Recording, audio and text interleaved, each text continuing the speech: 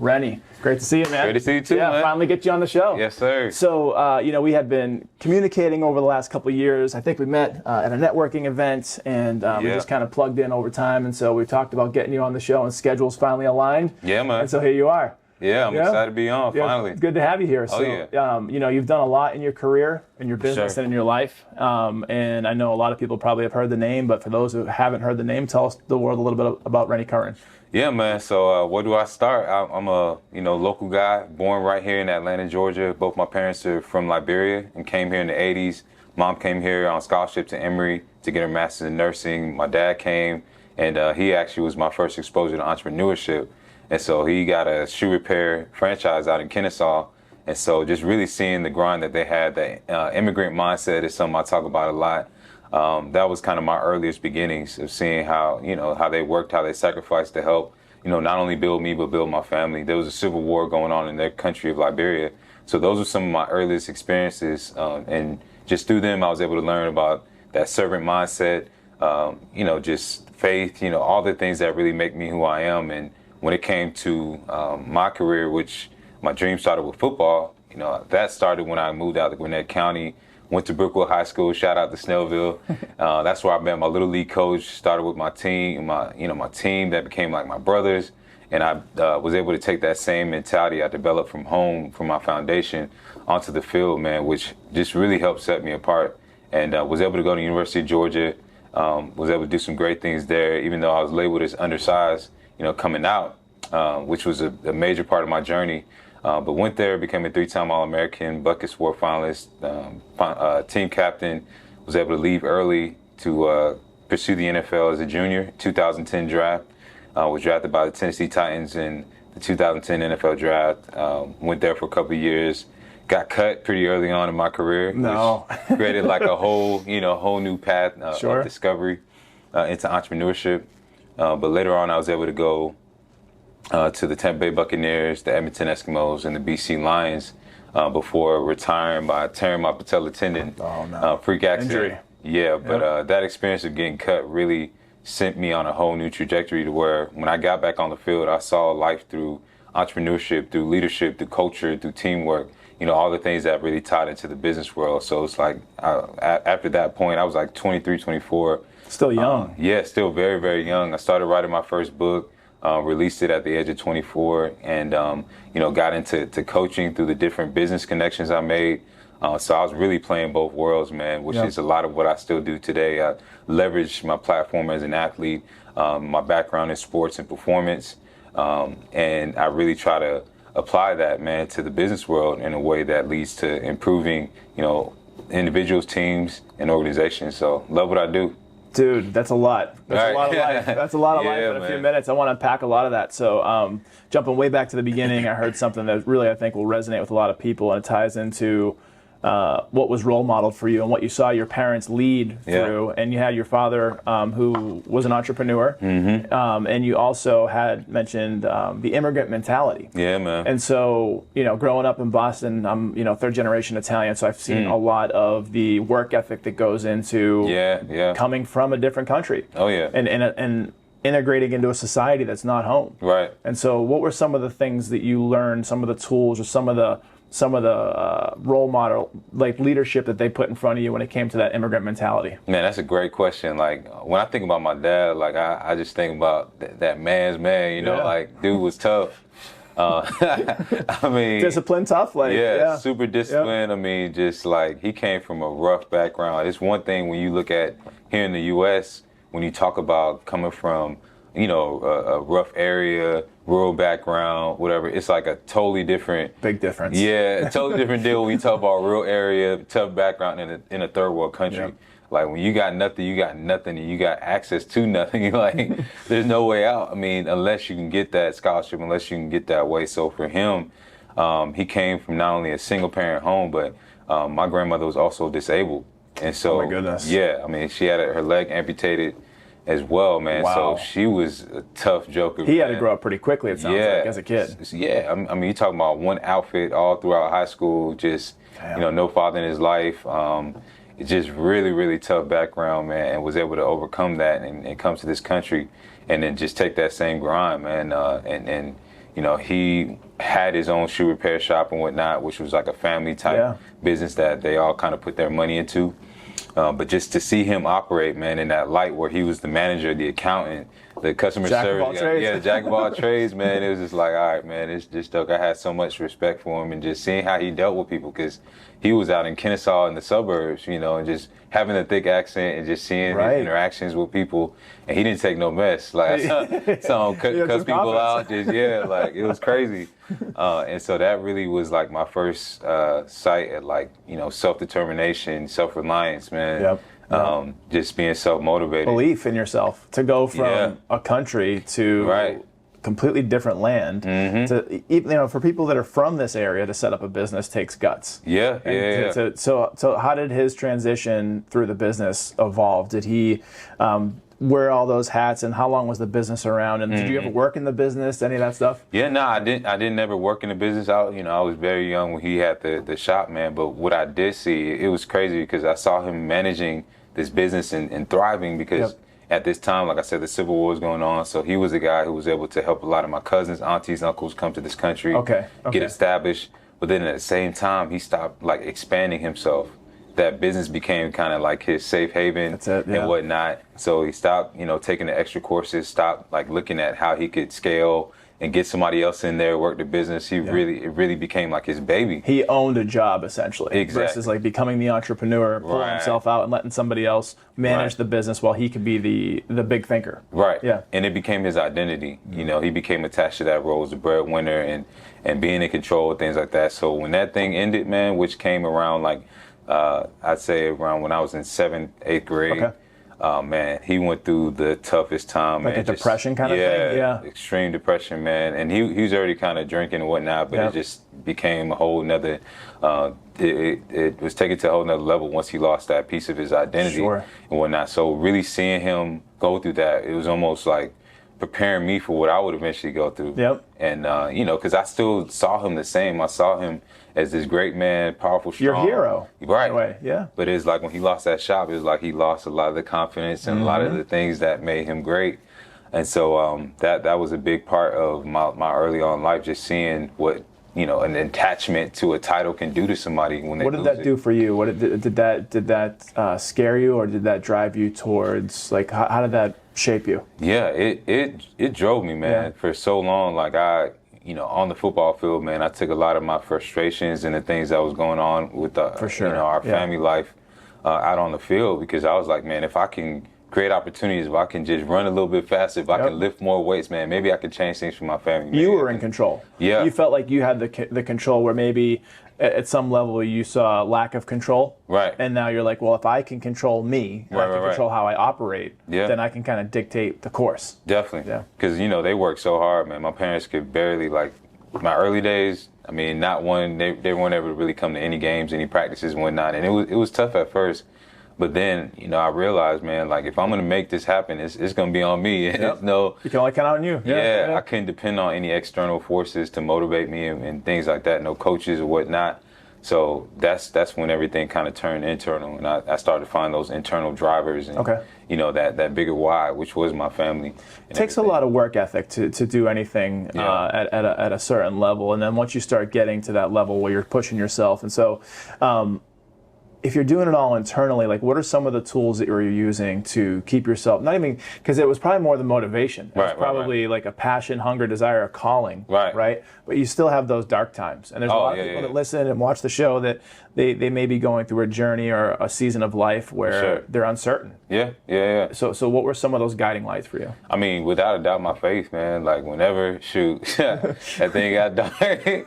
Oh, man, because it got dark a lot of times at every single stage of my career.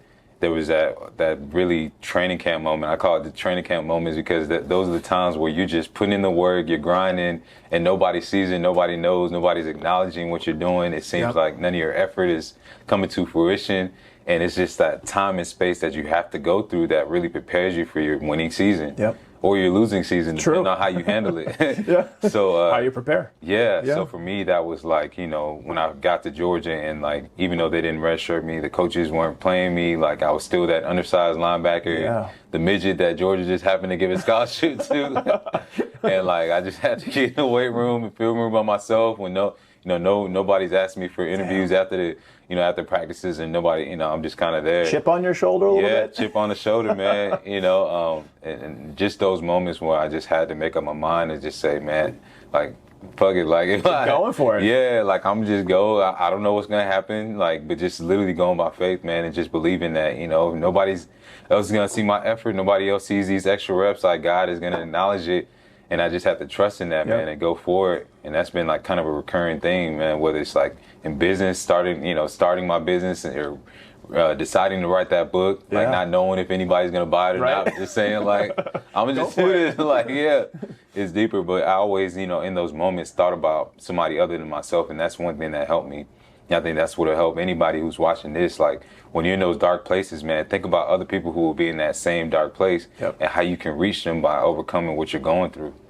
Share your journey to impact others. And that's how you leave the world on a micro a better place, like the people that impact individually. Right. And eventually, if you impact enough people over the course of your lifetime, that's a huge change. Mm-hmm. So outside of your faith, which is obviously first and foremost and focal point for you and getting through these times and through life, were there other tools like, over the last few years, things have become big like podcasts and thought leaders. But even for me growing up, like watching a Rocky movie or even like in your world of football, Rudy, like the underdog. Like, so like, was there anything that was also propelling you towards your goals? Yeah. Heck yeah. I mean, I had some pivotal people, man, who stepped in my life at like all the crucial moments. So like my freshman year at Georgia, I mean, even before that, probably like my junior, senior year, Jesse Tuggle stepped into my life. So he was a guy, same as me, same height, same story. Yeah, same story. Came from Griffin, Georgia, went to Valdosta, Georgia and made it, man. So I used to just like go to his house sometimes, watch his film. I remember seeing him come down busting heads and just he would just encourage me. So I had a lot of people like that, man. Trainers too. I really tried to seek out the gurus.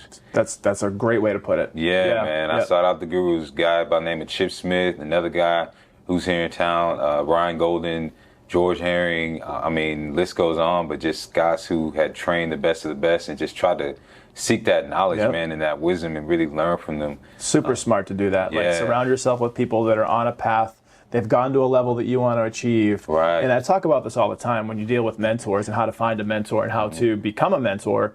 And it's, you have to be a student first. Right. You have to be someone who's thirsty for knowledge in some level, shape, or form. Exactly. And then you have to seek out those that have done what you've done. And so the way that I talk about it, and I use my story, is I say, I have a mentor, and he's 20 years down the road of where I want to be in my business, which is wealth management. Right. So I'm not going to go to the doctor, the brain surgeon, who's a genius, and say, how do I become a badass wealth manager? Because even though they may have some ideas, they haven't run that path. Exactly. So it sounds like you did the same thing. You found people that were in your lane of where you wanted to be. Yeah. How did you seek them out? Like, and like, were you threw caution to the wind, cold call them, say, hey, I'm Rennie Curran, I'm the midget from Georgia, and I'm going to be a badass? Like, how did that play out? Yeah. No, that's a great question right there, man. It really, some of it is serendipity. I'm not gonna lie, because it's like even if you want to seek certain people out, certain people are just like out of reach. Yeah. Like you're in a they're in a different place, even with their time. They may want to, but they're so constricted with their time. Exactly. So for me, man, like they just happen to be in my community. Like,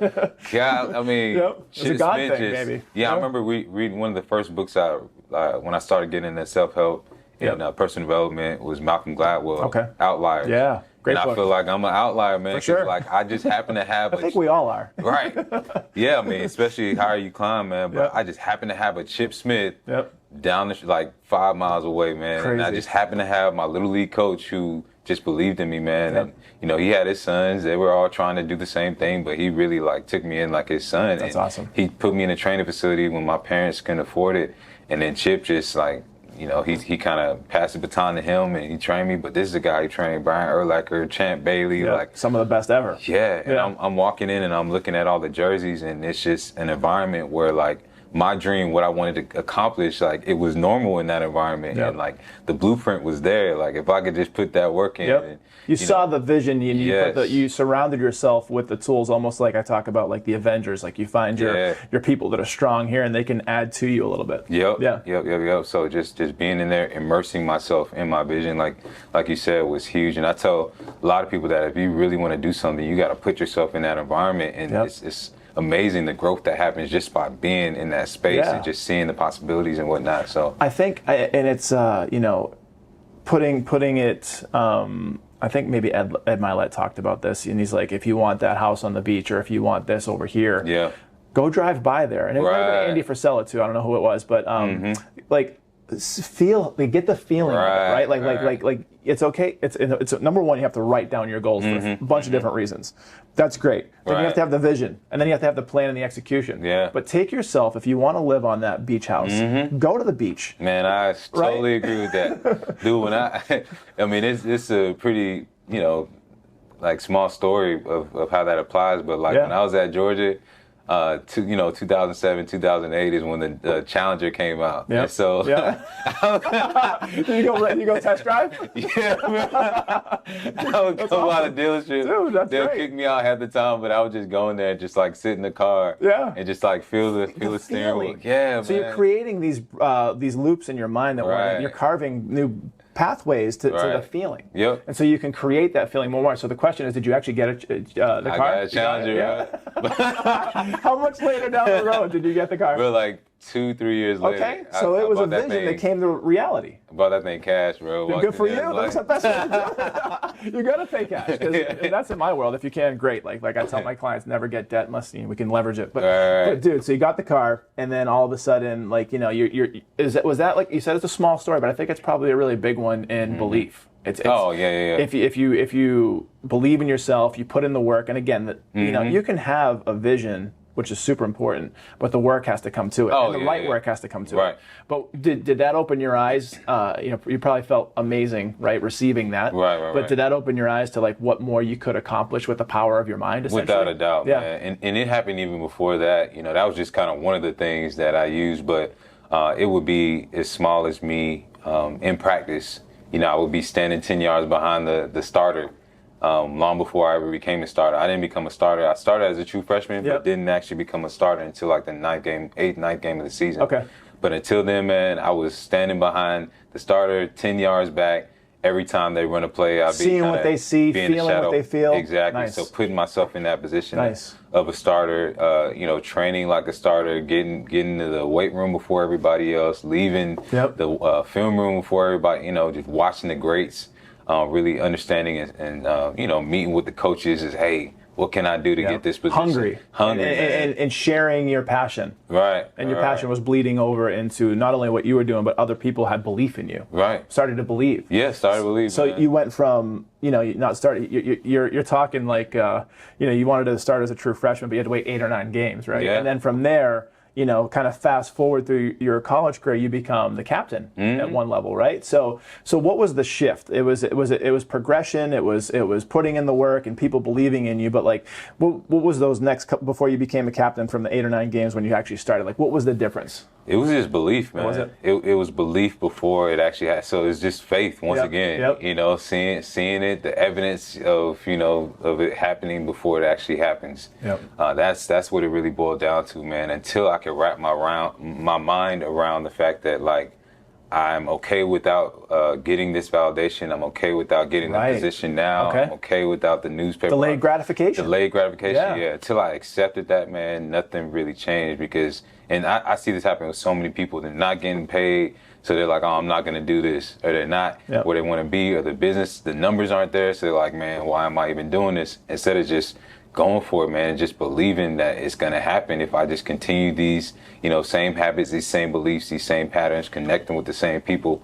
And so that was it for me. That was the progression. And then once I did that, and not only that belief and that faith, match my work ethic at that level. Like I thought about, okay, if I want to be a starter, what level do I need to work at?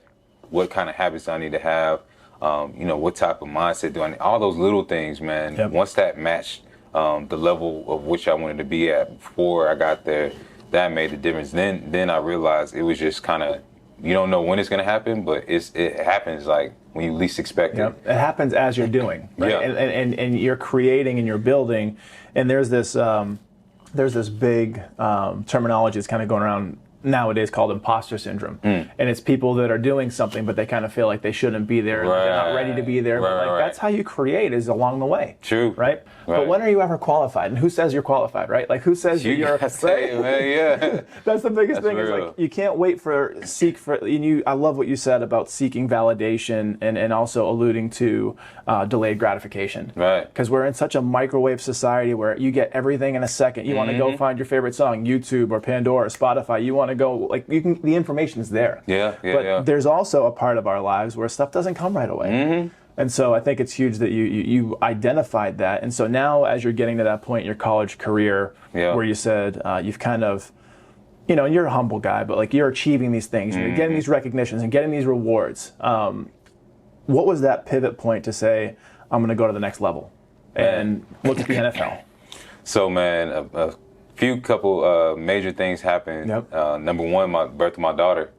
Awesome. Yeah, that scary shifted. And awesome. Yeah, man, that shifted everything, because I'm like 20, about to turn 21 years old. Here I am. I become a father, man, and like my whole perspective shifts. It's that point where I feel like when you're growing up in those areas of life, from like 15 to 20, when you're trying to become, where you're just kind of selfish. You're focused on yourself and building, which everybody should be doing. But then it's like, once you realize like it's about more than just you, everything changes. So like my grind just went like through the roof. I thought I worked hard before. Harder. Yeah. It's just like, man, now I got a mouth to feed. I just remember her. There was more mission her there. Her little eyes staring back up at me, and it's just like, man, like I gotta make it now. Like It puts a whole new level to it. You thought you had that hunger and passion before. Right. Add another little human that belongs to you. Right. And see where that goes. It just went from like achieving a dream to like legacy. Those are two different, like, big time. Yeah, it's not just about you anymore. Right, it's ripple effects. So had you, you grew up in a family, you were role modeled by people that heavily influenced you. Yeah. Did you ever feel like you'd be a family man at some point in your life? Maybe just not that soon in your mind? Yeah. Nah, I mean, everything was about family for us, man. That was one thing. We didn't have a lot of money. We didn't have a lot of family thing, but we always had family. So I knew, man, that was going to be a big part of my life. And then another major thing happened too. And, I remember being at this event and Common was speaking, and he talked about this. He talked about how, like, as you climb in success, that leadership chooses you. Yep. And that's basically what happened, man. As I became that kid, the undersized linebacker at Snellville, and became the household name at Georgia, I started getting the calls, man, from parents like, man, little Johnny, he's being doubted by his coaches. Wow. He's undersized. Can you help him? And getting invited to speak to the Little League team and getting invited to speak to the church. So that made me realize, man, this is bigger than just a sport. This is bigger than just what I'm doing on the field. Your calling was coming too. Yeah. It just started. Lord started just showing me, man, like, this is what this is about. It's not just the jersey. It's not just running through somebody full speed. Which can be fun. Yeah, it's definitely fun, man. But it's so much more to that, man. And so I just started taking my position so much more seriously than just my title and just a game. Your purpose started evolving and showing itself. Yeah. And your reason for being in the world to give back and to help others. So anything else before that decision to go pro, and what did that look like for you, and how did that journey unfold?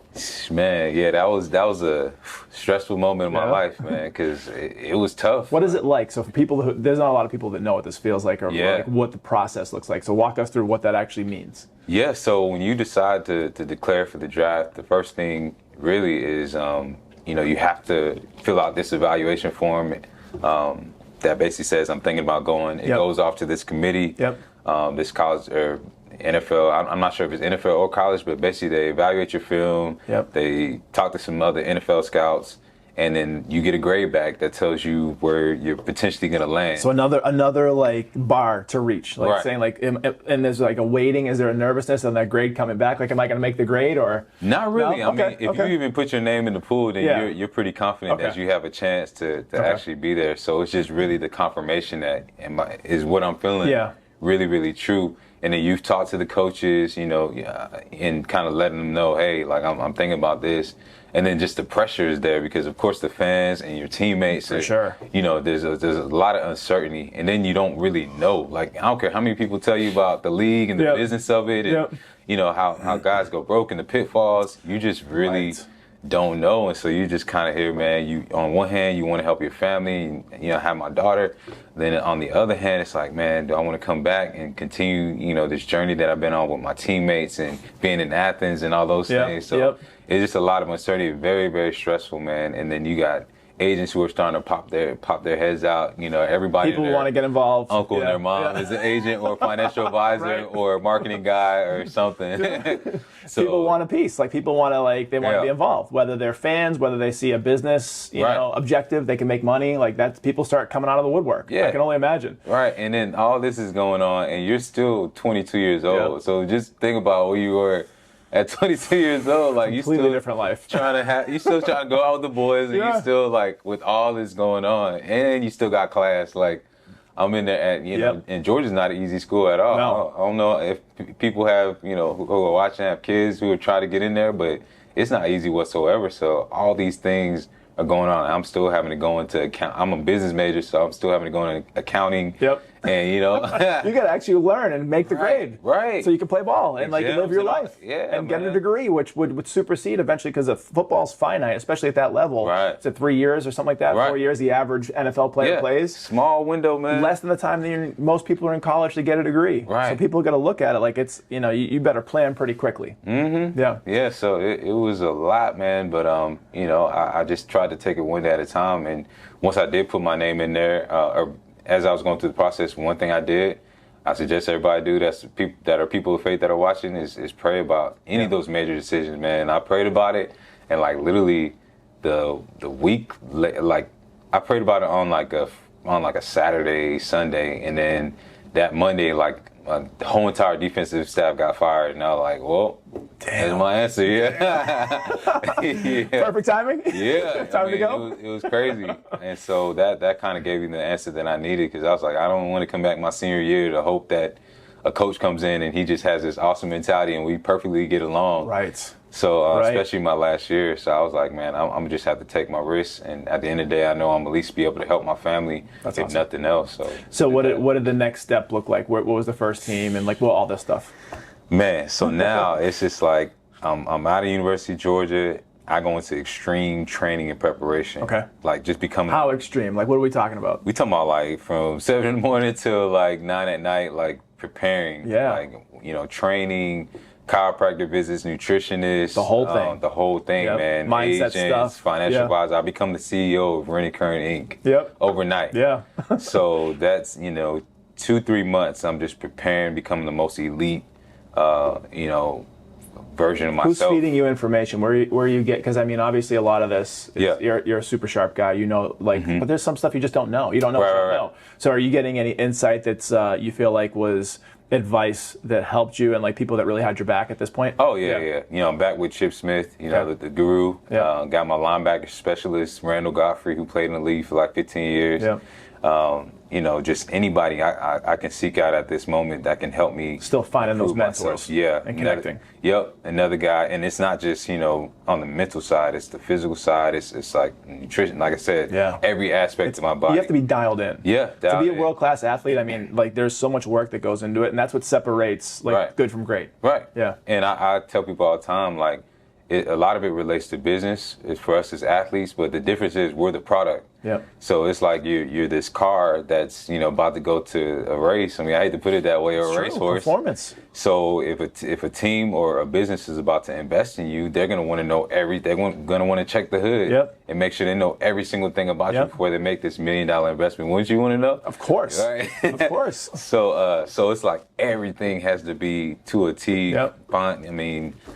So I just went into really preparation, making sure that I understood every aspect of my position, and not only my position, but every other position around me, that my body's in the perfect shape, that, functional movement, all those things, man. So once you got to the combine, like that was one of the biggest, job interview indicator. First pieces. And it's all on you. It's all performance based. How did that go for you? It was crazy, man. Like, people don't realize like how much goes into that combine. You go through mental testing. Well, really the medical testing is the first day. Yep. So every single medical test you can think of is what they put you through. Blood tests, EKGs, eye tests. They check your teeth, like everything. Yeah. Like, and then you go into a room where like every team doctor is in there. They lay you down on a table like this, and they're pulling your shoulders, checking your ligaments, like everything. And then next day, mental testing. You do psychological tests, reaction tests, color tests. People like only hear about the that. Wonderlic and whatnot. There's so many other tests. And then after each day, like the third day is when you actually do the 40 tests and all those things. And I pulled my hamstring my first 40-hour run. After all that, man. So it was like I didn't even complete the first run, like the 40. I completed it, ran a 4.72, but I almost like fell forward and like ate dirt. Damn. Now, what was that? Had you performed? Was that the best performance on your 40? Have you run a little faster? Or is that where you were at? Nah, it was bad. 4.72 at linebacker is decent, but I was a 4.5, 4.6 guy. Which you talk about, and then for me being undersized, like everything mattered. Every little detail, every little number mattered for me. So that was devastating, man, in that moment. And so another hurdle I had to overcome.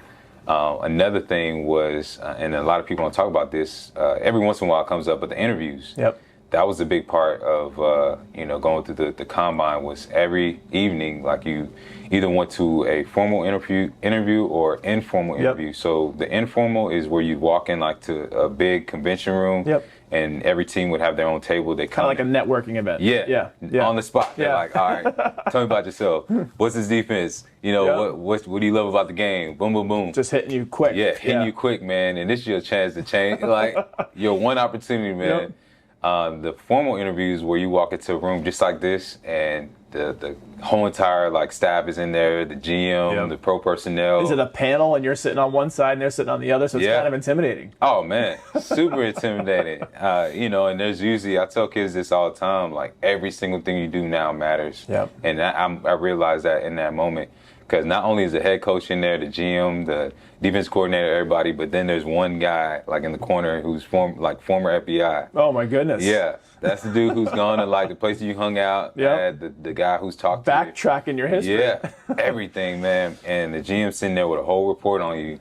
And I never forget, I had to answer for like a couple of things that happened during my time at UGA. We all do. Right. A life well lived. Yeah, man. And in that moment, I was so glad that I didn't have to lie. Like, I didn't have to make up things for myself. Like, and everybody said the same things about me, from the trainer to the janitor to... So your story was being qualified, essentially. Right. Like, you are this guy that you're saying. Yep. And so let me ask, going back to the injury, did you have to re-perform the run? Oh, yeah. And like, did you have to, was it like next day, like you figured a way to like ice it up and like deal with it, or did you have to wait how'd that work? Yeah, so you have about 2 to 3 weeks in between when you do the combine to when you do pro day. Okay. So in between that, like you're still preparing. Wow. Like that's just, people don't realize like how crazy. That's the entry point. Yes. Yeah. The combine is the phase one. Yeah. Then you still gotta go to pro day. Then you still got to go to rookie camp. Then you still got to go to training camp. There's levels. Yes. Yeah. Before you actually make the roster. And even after you make the roster, you still got to make the 45-man game day roster. Yep. So this is like all these layers, man.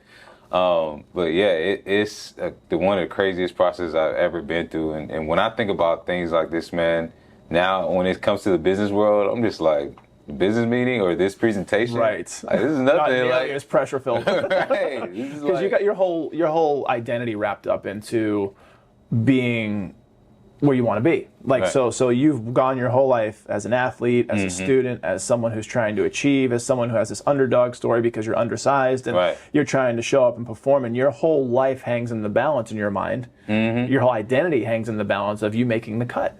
And you have to make multiple cut after cut after cut, and you have to stay in condition. You have to stay top of like your game everywhere. And by the way, don't get hurt.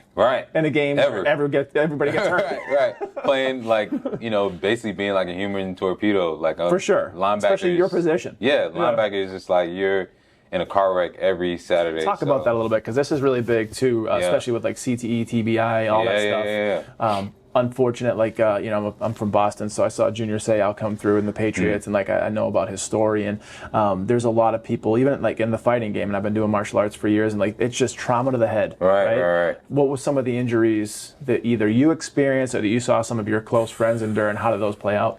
Man, like you see all kinds of, that's one of the most brutal things you see, and people don't realize just how intense and how brutal and how physical the game is. You're talking about guys that are, if I'm going against an offensive lineman, he's anywhere from 6'4" to 6'8", 315 Giants. pounds. And even the wide receivers at that level. Yep. Like I remember chasing after Dez Bryant. Dez Bryant is not a little like 6'3", like 225 and can move. Like it's like chasing a deer. I went against him. I went against Julio Jones. I mean, some of the best of the best.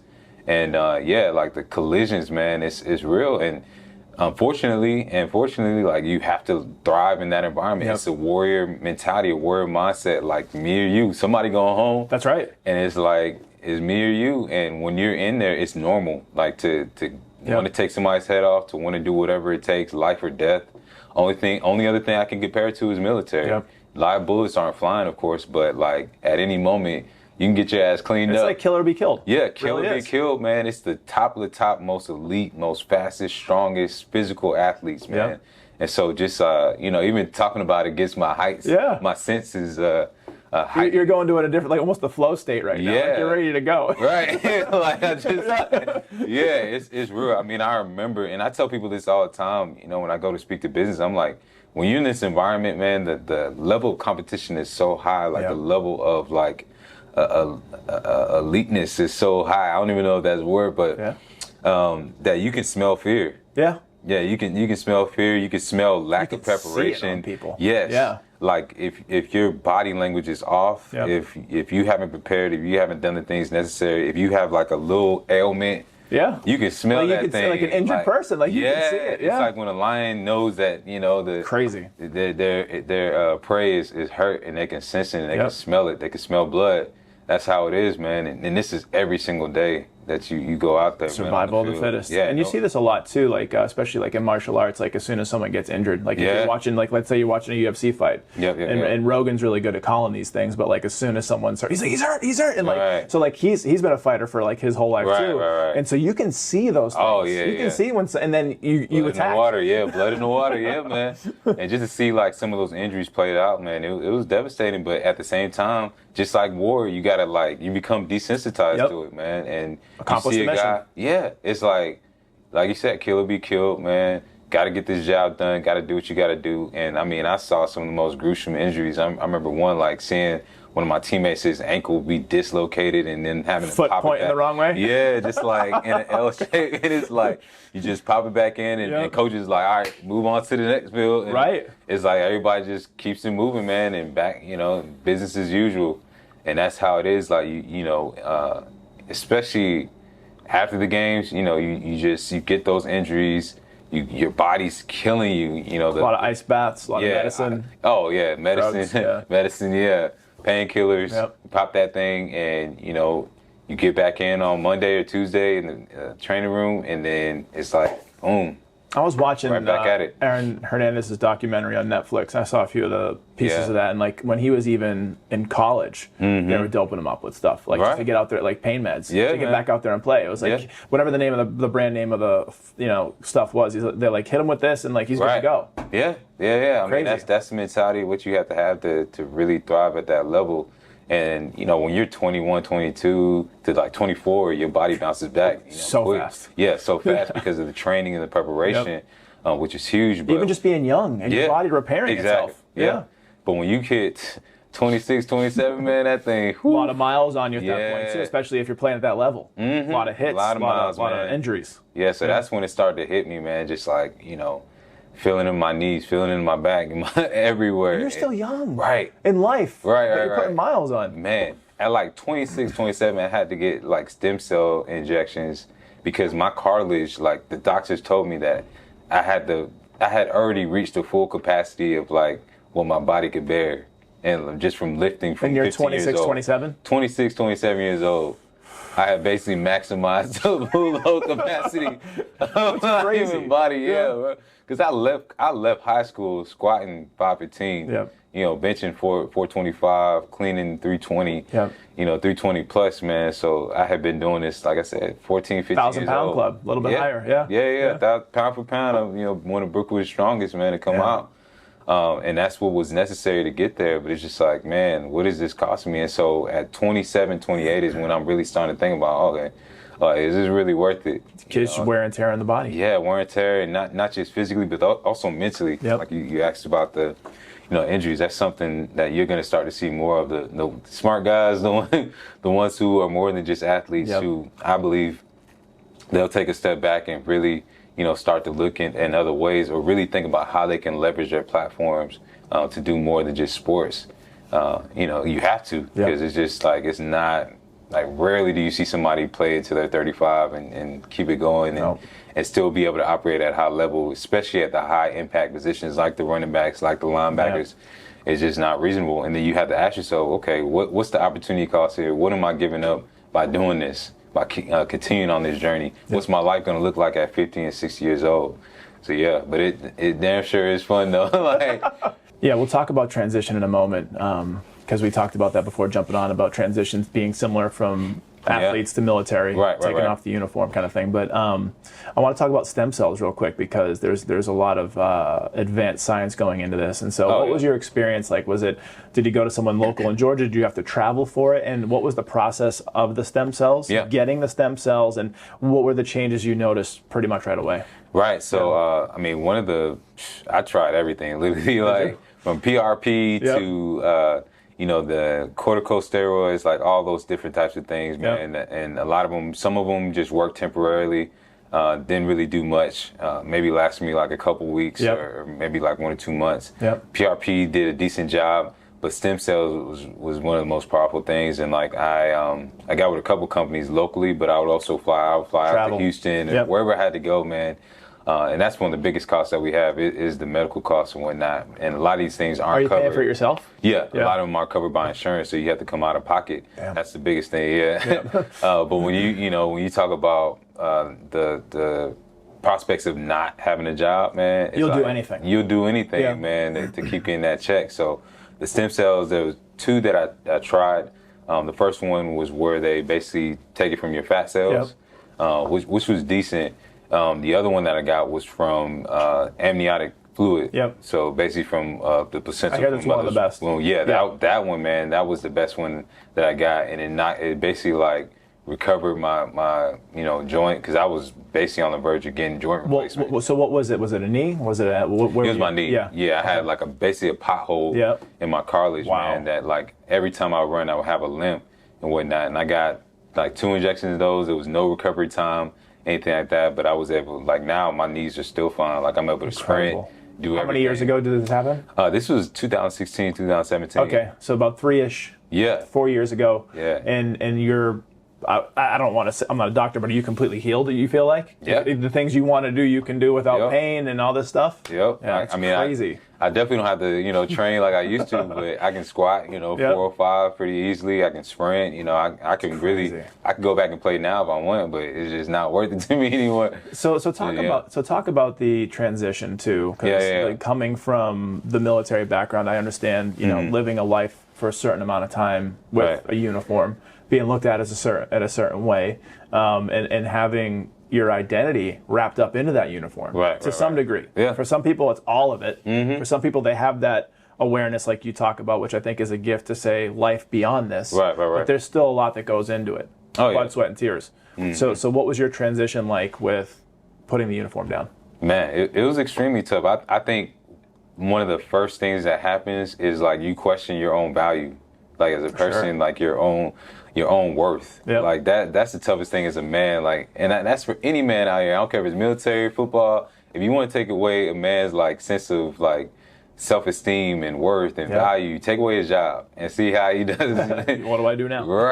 Like most men would just become a shell of themselves. And so that's kind of like the process that you first go through, is that questioning is like, dang, what value do I bring to this world? Like, where do I fit in with everything, with the crap? Like, and then on top of that, on top of the value question and having to evaluate that is just the time that you now have, which can make you go crazy in itself. Right. The structure, man, the culture, like the loss of all those things simultaneously, like you all of a sudden, I kind of, related to The Matrix, that movie, like how, he's in this world and then all of a sudden they wake him up and he's just like, dang, this is the real world. Reality. Yeah, reality is. Reality's like, yeah, like he pulls that plug out, and that's basically, I feel like, what it's like, man. You just find yourself in this alternate reality that's like, man, this has been here the whole time and I've been out of it. And so getting adjusted to that is a shock in itself. So that's being away from the teammates, being out the locker room,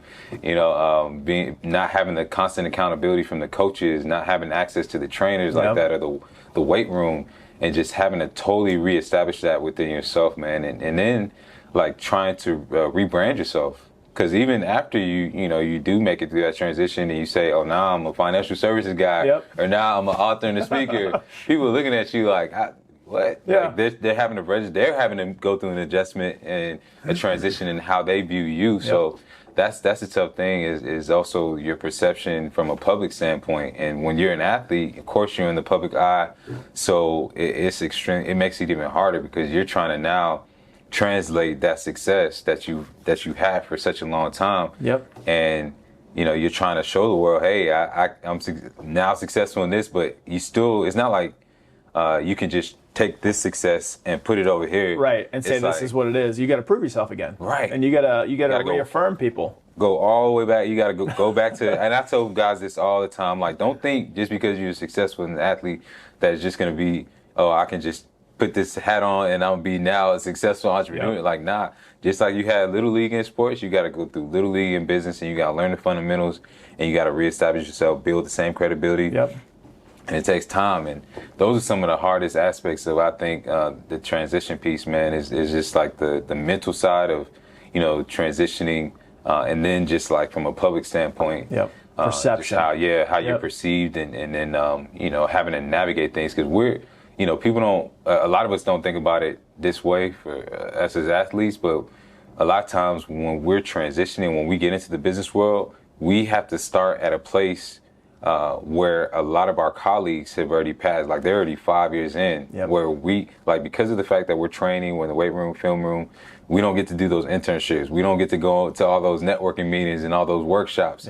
So now at 31 years old, 30, sometimes younger, 27, but basically after all our college friends have gone through this, we're trying to go through this at 30, 31. So there's a lag. And then we're trying to also seek out what really is our purpose and what industry do we fit in. So some of us, you'll see us in, trainer one year, next year we're financial advisor, the next year we're in car sales.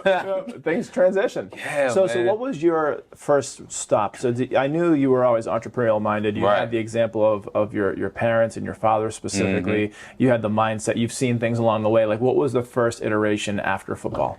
Yeah, so it really started long before football ended. I was trying out different things, man. I did the network marketing companies. What did you do for network marketing? So there was one company, I think it was called ACN. Okay. And this is a story, that I don't share a lot, but I'll share because of what's happening now with the NCAA and whatnot. But I was, like I said, I had my daughter my sophomore year, and I got introduced to this company, network marketing, and so I'm going to leverage my brand, and I'm going to start. Of course. Yeah, use your clout. Use my clout, and I'm about to get some checks, man. And so easy as that. And so I'm excited. I signed up. I paid my little entry fee because they always got an entry fee. And then I launched my Facebook page, and I'm like, hey, Rennie Curran, I got my page, support me, fans. And then like maybe 2 hours later, I get a call from compliance with NCAA, and they're like, you got to take that down. Because you're still a student. Exactly. You're a student athlete.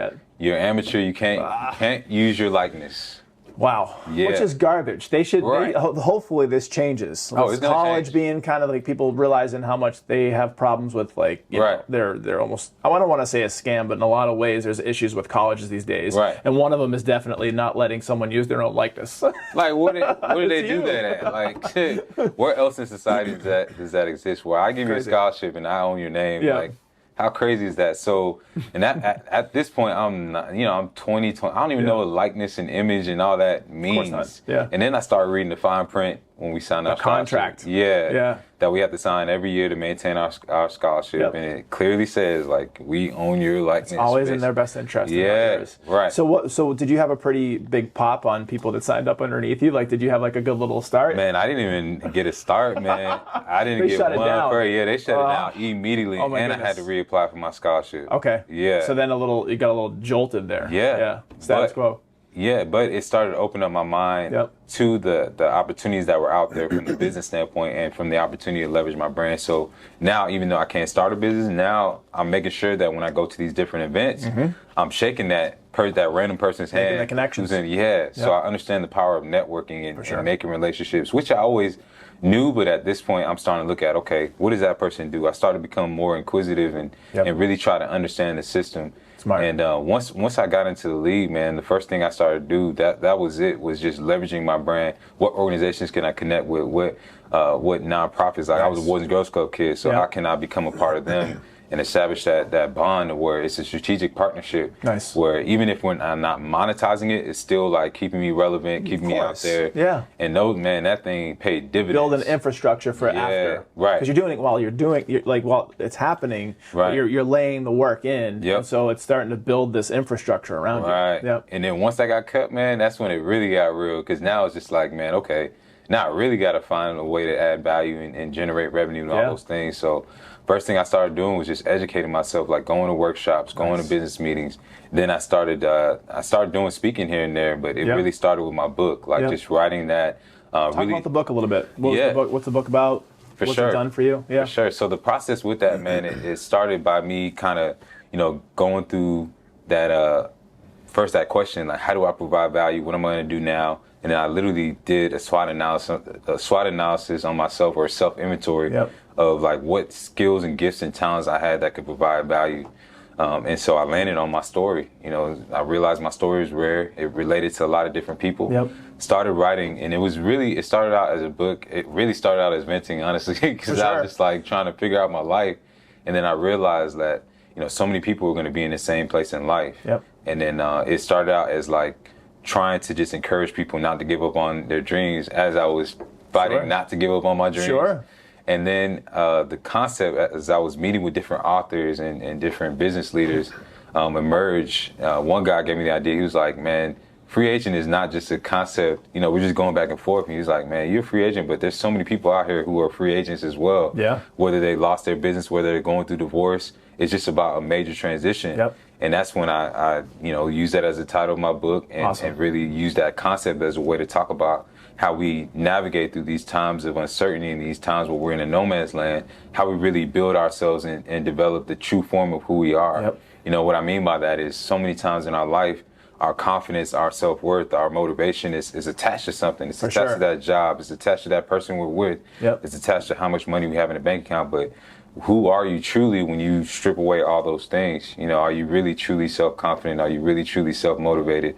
Are you really truly, disciplined and all those things? So that's what the book really talks about, really defining those things and then finding what truly matters most in life when you strip away all the things that the world tells you really matters. And the world doesn't matter. The world doesn't, in the sense, of course it matters, but in the sense of what their perception of you is. Right. And so people that are projecting onto you that the athlete, the business guy, the motivational guy, like you said, when you're alone in the dark and no one else is around, who are you? Right? And that's also in your character and your integrity, like what you do when no one else is watching. And so when you have the book come out, talk, because I'm actually going through this process myself personally, but I know a lot of people that are in this. So you're writing the book. Do you have somebody that helps you along with it? Are you self-publishing? How's the whole process unfold and then delivery of the book? And then did you go on a book tour? Right. Oh man. That was a journey in itself, man. For sure. But I really started by just writing, and then as I was writing and got to a certain point, that's when I started evaluating, okay, do I need to go the publishing route? Do I need to go self-publishing? So started having the conversation with different companies and understanding the different business models that exist.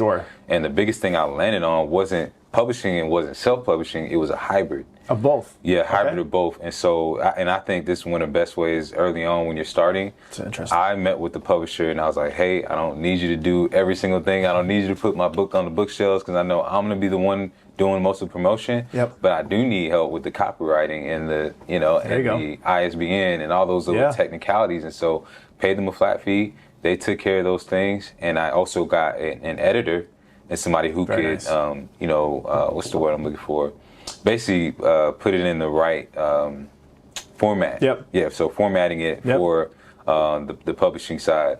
So got with them, did the editing. They did basically, all the technical stuff, the ISBN, the Library of Congress, all that stuff. Yeah, all the other side to it that you don't think of when you just want to. Right. Yeah.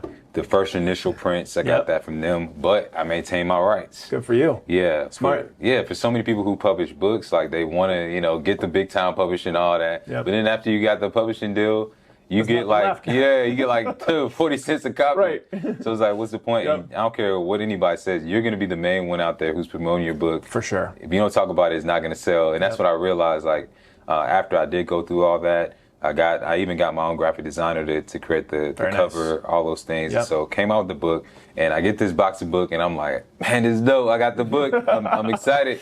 Then I realized, like, dang, this thing ain't about to move itself. No, like, this I got to get it out there. The product.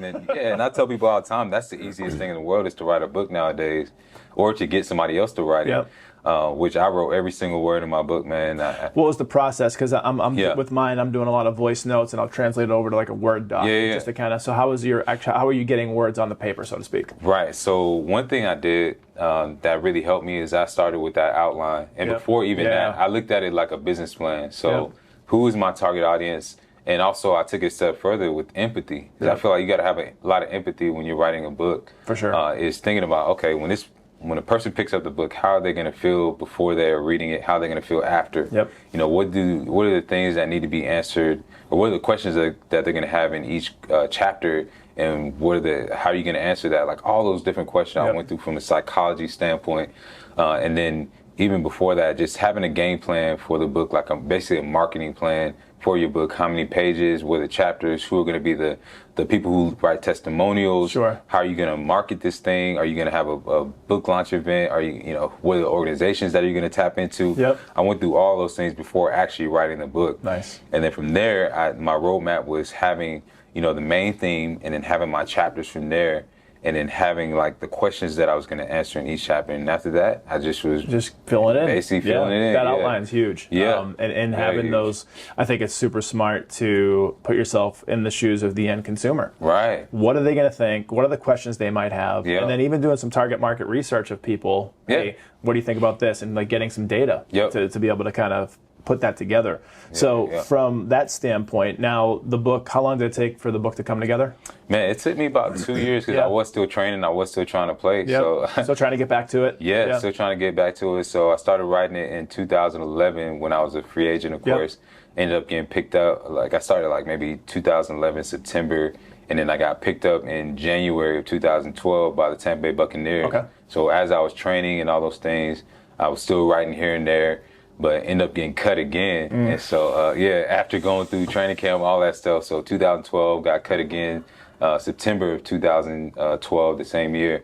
So I go back to UGA, so I'm back in school, finish up my business degree, I'm going to Starbucks. That must have been surreal. Man, it was crazy. Because you already did, and again, you're a humble guy, but like you had an amazing career there. Right. You're probably famous over there. Go to Athens. Like, that's Rennie Curran. Let's go talk to him. So, but you've been in the league. You've done some stuff. And then because you have a mission and a vision that's bigger than what you're doing now with football, you're like, I need to finish my education. Right. So what was that even like, just being back in Athens after you've done all these things? It was humbling, man. For sure. I mean, don't get me wrong though, Athens is a lovely place. Like it's awesome. But going back was definitely humbling, man, just to go back, sit in the classroom. But it was also empowering because now I've been in the real world. I've had the experiences of working with a business person and being burnt in some business deals and, all those different types of things. So now I'm sitting there and I'm devouring that knowledge because I actually know what applies in that, And what does that? You're probably like, this is bullshit. Right. Like knowledge, knowledge is only power if it can be used and applied. and implement it. So like now I actually like know, okay, I need this class right here. I need this marketing class. Yep. I need this consumer psychology class. I need this, So it was just tailor fitting what's going to be best for you. It became so much more valuable, nice, man. Nice. I honestly suggest that more students go out, experience the real world, and then come back to school because you just have a totally different perspective. And I actually end up teaching some of the classes, so it was just, the education was so much more valuable. The experience was a lot better. Like I formed a relationship with my professors. Nice. Because I'm not just looking at them as teachers. I'm looking at them like, man, they got connections with so many different people. In your network. Yeah, man. And so it was powerful, man, going back. And then I had the time now, like being in this oasis to really like continue working on my book and being away from the distractions and whatnot. But at the same time, I could leave and I could still go and operate in the business world. Yep. So it was a very valuable time. So all this real life practical experience, being able to figure out what you want and what you need, bringing that back to school and kind of having that catapult you kind of wherever you wanted to go. Right. So you have the book after 2 years, comes out. I think we kind of talked about it real quick, but did you go on like a book tour? How did the marketing work? Like all that fun stuff? Yeah. So the first thing I thought about, because I was like, man, who's going to want to read a book by an athlete and whatnot? But I was like, man, I got this platform. I got fans that a certain number of fans, may not be that many, but if I was selling beef jerky, maybe 1% of them will buy it. Like there's just that 1% that I identified that they will buy it. And so I started with University of Georgia. The first book launch event I did was at the bookstore on campus. Nice.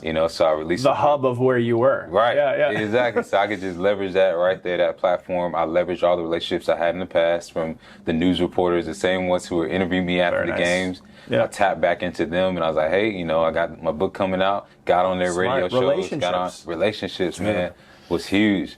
And then from there, man, I just started it was guerrilla warfare at that point, man. Just going to the festivals, going to the workshops, going to speaking. This is when I realized, man, I need to get on the stage. I need to talk about this message because that's when it sells most. Not when I got the table in the booth, right? Trying to sell somebody, which is one of the hardest skills to perfect. Probably, I would imagine. Sales standpoint, because you got like 3 to 5 seconds to make a sales pitch, and if you don't nail it, man, it's done. What was your hook? Like, what was your 3 to 5 second interest peak for someone to listen to the rest of the story? Oh man, I'm a sales guy, so I'm interested in the mechanics. It was interesting because there wasn't one perfect hook. I had to use a different hook for a woman as I would for a male. Cater to your audience. Yeah, I had to cater to my audience. So it really taught me emotional intelligence and just awareness at the highest level because you got a woman coming, then you got a older woman, then you got a young woman. Let me make it easy for you and put you on the spot a little bit. So I'm walking by. Right. I'm near your table. I give a look over and kind of some interest. Right. What do you say? That was the first thing right there that I was looking for. Interest, like the eye contact. Yep. If you're walking fast, I paid attention to body language, and this is something that took with me from the game.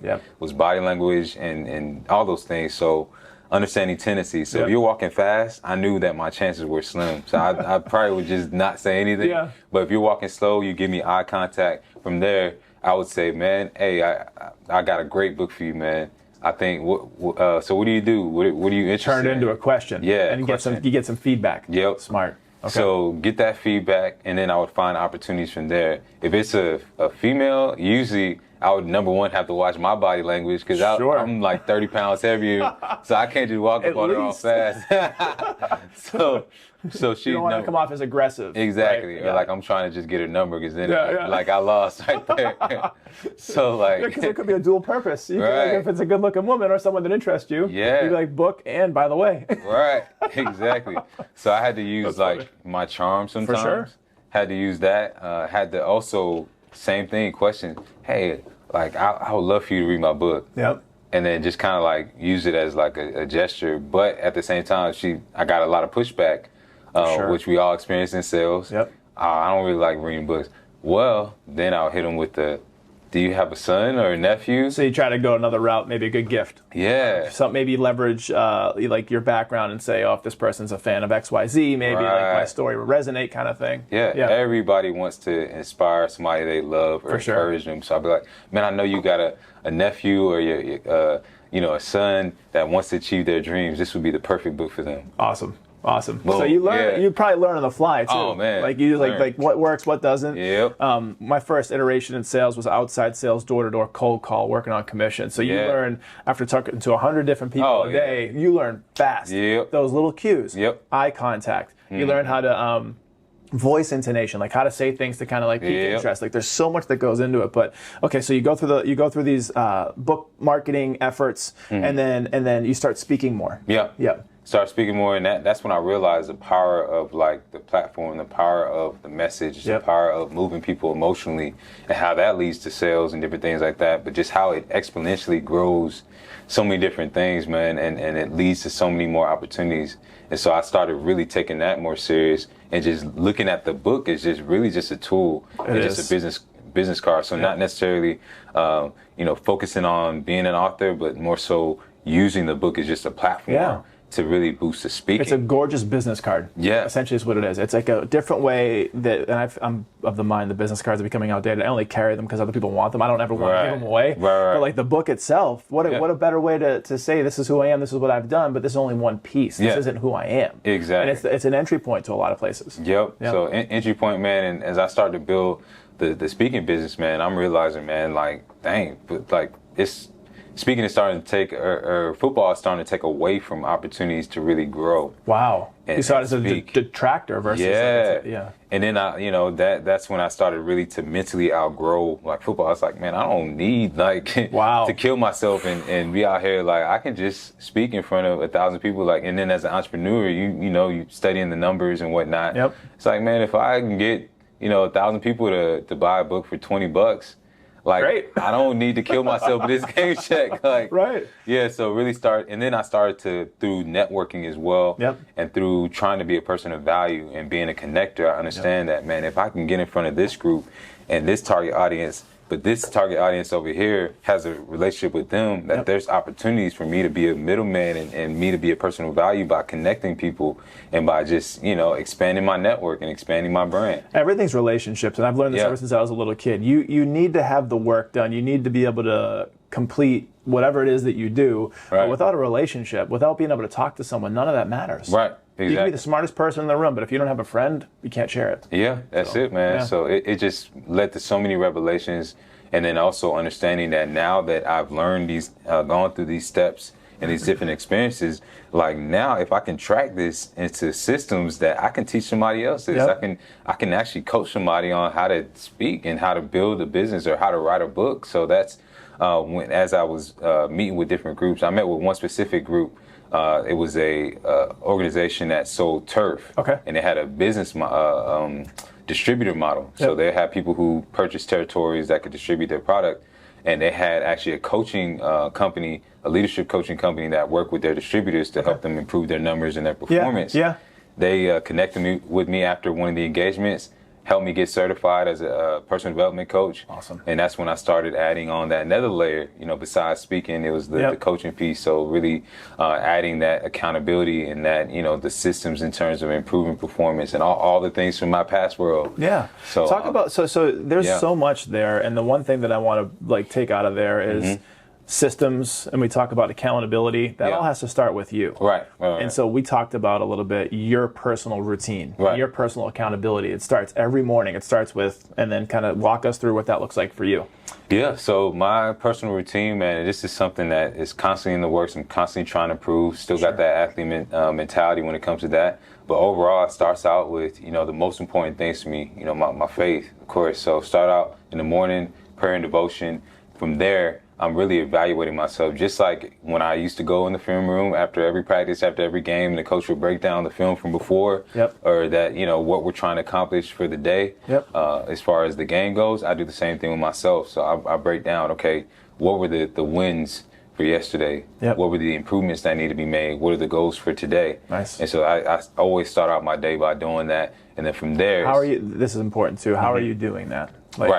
So I have a actual document that I created that basically is broken down into segments by days. So some people have those planners. So I created my own just document that has literally boxes that have, starts out with overview for the day, wins, improvements, then goals. And you're using this sheet every day, like a new one every day? Yeah, so and it's got a grid form, so just goes, by date and whatnot.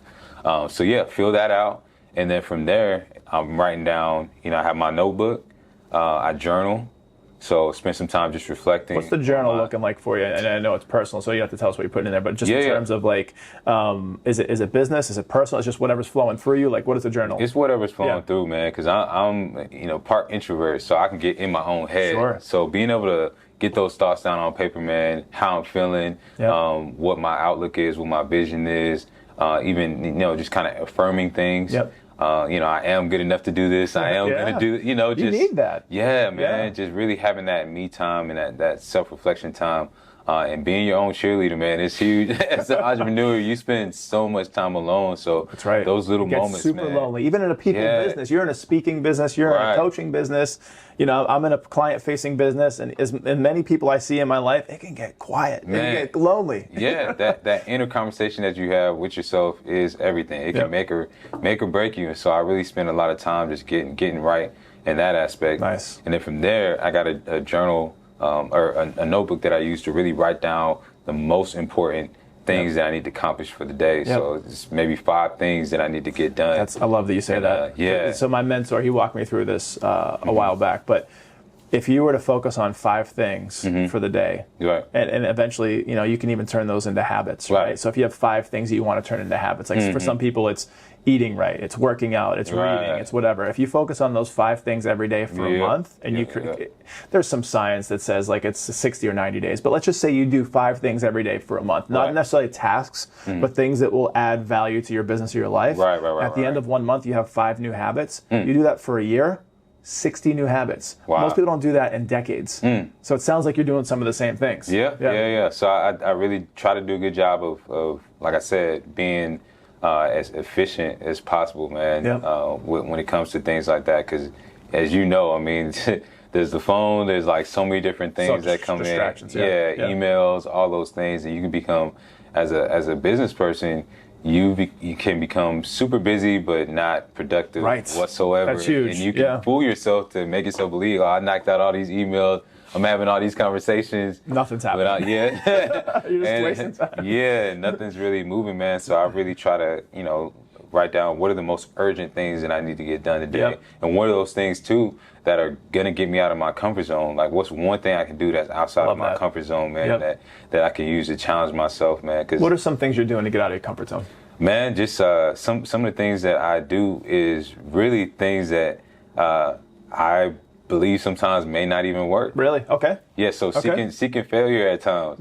So recording that video that I've never recorded before, out the blue, putting that post out that I don't know how people can receive this. I just did this yesterday. Did you? Yeah. What did it look like, if you can give it a little bit? Yeah. So I went to Helen, Georgia. Love it up there. Yeah, man, just to get away, just to relax.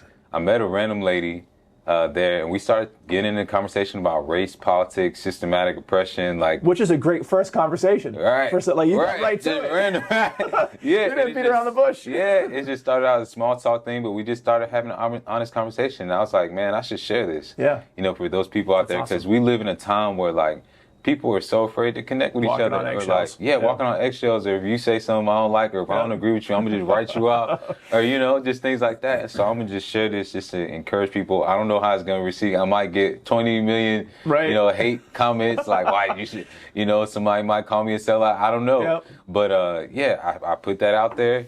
I was like, I'm going to get out my comfort zone, and it was great. Awesome. How did you put it out there? Was it an overview? Was it actual documenting of the conversation? It was an overview of it, man. Just, number one, talking about how I met her. We had this conversation, gave an overview of how we didn't judge each other, how we just shared, different viewpoints on stuff. And then I left everybody with a lesson that it's important for us to have face-to-face conversations and not just, sit on Facebook and, and just try to get out our feelings and our emotions just to prove that we're right or that somebody else is wrong or stupid, and how I believe the world would change if we just did more things like this, man. I agree. And I didn't worry about, what people would think. I was just like, man, I'm going to put this thing out here. Good. And so I really try to challenge myself to do things like that. And sometimes it's harder than others, man. Or it's like going to this event where I don't know how this is going to work out. I don't know if I'm going to meet somebody there or not, but I'm just going to go and I'm going to believe that something great is going to happen. That belief. Yeah. Goes back to way back in the beginning of our conversation. Yep. The vision that you had for yourself, the belief you had in yourself. So looking forward